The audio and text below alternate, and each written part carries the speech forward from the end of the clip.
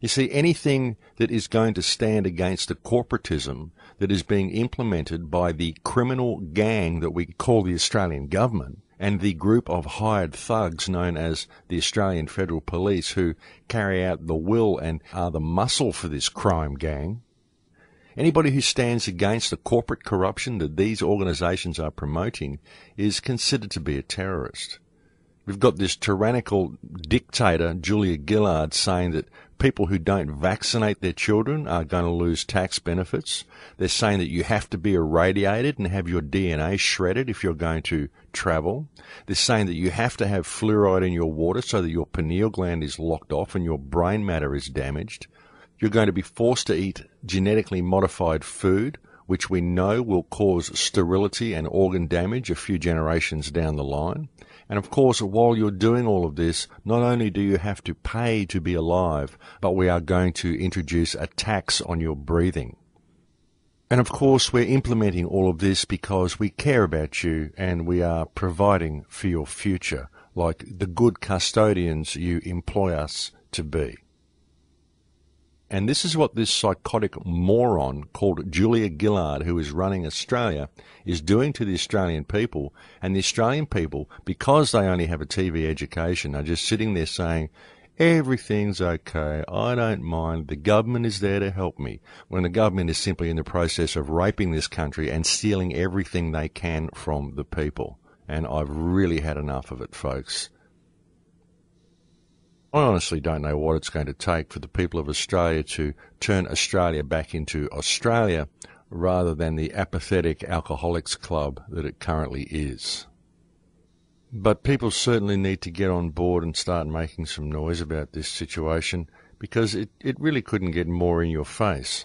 Well, I suppose it could get more in your face when people start developing real sicknesses from the things that are being forced upon us, but that might be a little bit down the track yet, and by that time it will be too late to do anything about it.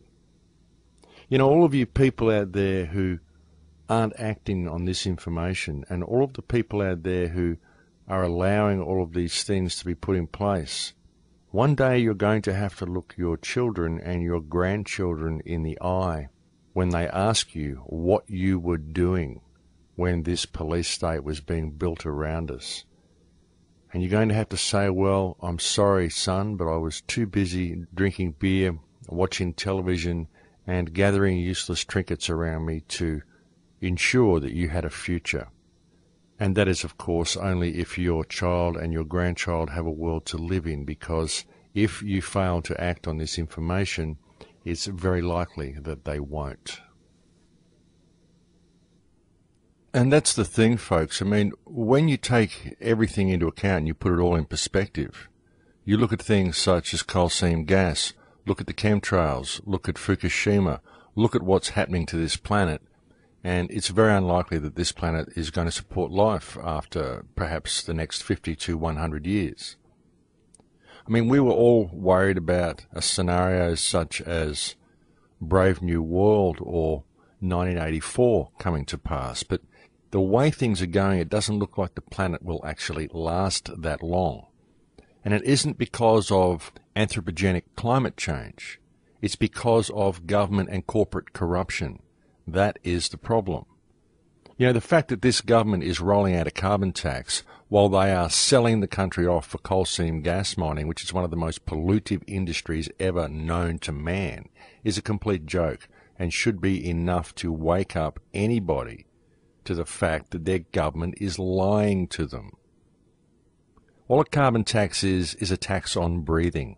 That's all it is. It will do nothing to prevent pollution because the government is selling the place off to mining industries quicker than you can make pancakes. And that's what's causing all the pollution. And yet they're going to tax you for breathing because they say carbon is the problem. You are the problem.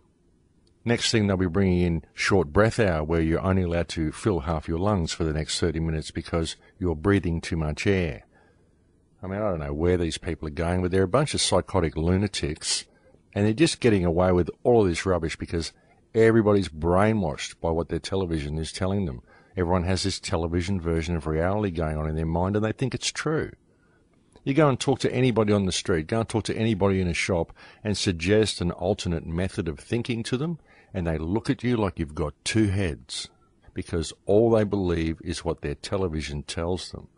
The fluoride that they consume in their daily products numbs their brain, their television programs them, and they think it's reality. And they just go about their lives like robots. It's absolutely amazing to see. But it's about time you all woke up, folks. It's really about time people looked around them and started to question their reality a little bit.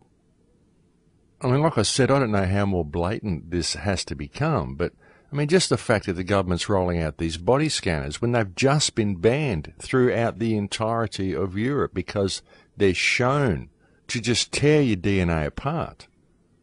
And they're allowing genetically modified food to be sold here and making sure people consume it by bringing in food bills designed to stop people sharing any of their homegrown food. And yet this GM food is shown, clearly shown, to cause damage to generations of species. And all the information to prove all of this is all there in the public domain if people can be bothered searching for it. But they don't, because they're told by their television, "I don't trust anything you see on the internet. You can only trust us because we're the television. We're the television and we have government approval." And you've got the entire internet trying to scream out and alert people to the fact that all this criminal rubbish is being run by their governments, and yet you've got the two people in Australia who control all of the media in Australia who are telling you, "Oh, no, don't listen to all those thousands and thousands of other people who are screaming out that you're in danger. Just listen to us. Just listen to us. We'll keep you informed, and here's some entertainment. Now make sure you get up in the morning and go to work and collect lots of stuff, or the people won't like you. Remember, the more stuff you have, the higher you are on the social ladder. And after all, that's what's important, isn't it?" People just live their lives in this way. It's quite amazing, folks. People are waiting for the introduction of Brave New World. Well, it's already here. Maybe not in some of its more scientific and reproductive aspects, but as far as the Department of Conditioning goes, well, it's very much alive and well in 2012. But we're being offered a huge opportunity here, folks, to break out of this conditioning and to change reality. In fact, we're being offered more and more opportunities every day. We've had the gift of coal seam gas mining, which has served to unite huge sections of the community to a common cause. We haven't made a lot of progress yet at stopping it, but it is breaking down barriers between people. And so that's the opportunity that lies within the disaster that is coal seam gas mining. And now we have a further opportunity in the release of the film Expendable, which clearly exposes the criminality at the highest levels of the Australian government and the Australian Federal Police. And so there within the tragedy and the travesty of justice that is the plight of poor Schapelle Corby lies the opportunity not only to get her released, but to have the corruption that exists within our government laid bare before all the people of Australia. And when the people that are fighting the battle to stop coal seam gas mining become aware of the level of corruption they are dealing with through the mechanism of something like the film Expendable, exposing the corruption in the Schapelle Corby case, then the people of Australia are even further armed against their government. Because that's what the information contained within this film is, folks. It's a weapon. It's a weapon that can be used to expose the system. They've tried to beat us with their rules they write on paper, and these are the weapons that the government has used against the people, and that they've used their gangs of armed thugs to enforce. But now we have the reports surrounding Schapelle Corby on paper, and our paper very much trumps their paper, because our paper shows that their paper was created by a criminal gang who has complete disregard for the people of this country. So all of these things are gifts and opportunities, folks, if they can be taken that way. And it's only by taking them that way, it's only by seeing them as a gift that you can right the wrong that is being perpetrated against the people. It's only by seeing coal seam gas mining as a gift that you can prevent coal seam gas mining, and it's only by seeing the exposing of Australian government criminality in the expendable film as a gift that we can also stand up and address that issue. And that issue needs to be addressed very quickly. Both issues need to be addressed very quickly, but ultimately both issues are connected because both issues involve corruption at the absolute highest level of the Australian system. And this can only be addressed when the people of Australia decide to peacefully stand in the power that is granted to them via the Constitution of this country.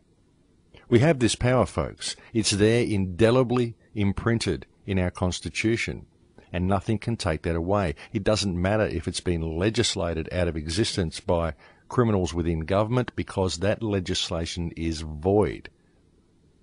The only law that we have in this country is the Constitution of this land, and that is based on natural law, because it gives the people the ultimate say in what happens in this country.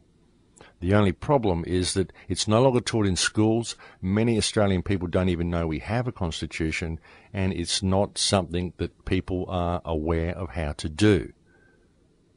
But the information's there, folks, so get a copy of the Constitution, spread it and share it with your neighbours, share the film Expendable, share some of the coal seam gas information that I've got posted on my website, thecrowhouse.com. You can go there, click CSG information, and there's a lot of information there, a lot of it relating to Australia, a lot of it relating to the Northern Rivers area where I live. And this can show your neighbours and show the people around you what is going on in this country.